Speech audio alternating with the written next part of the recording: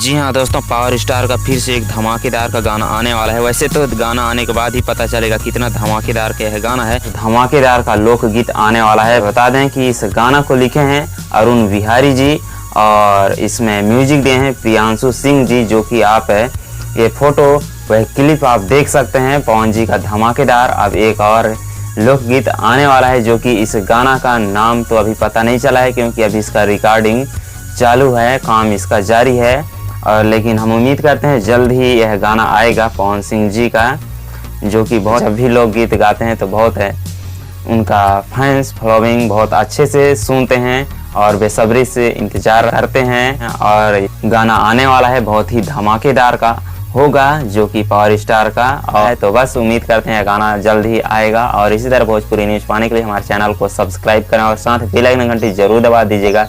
और power star का इस लोकगीत गाने के बारे में आप क्या कहना चाहते हैं, कितना धमाका होगा, सब कमेंट करके बता दीजिएगा। ठीक है, मिलते हैं अगली वीडियो में, तब तक अपना ख्याल रखिएगा।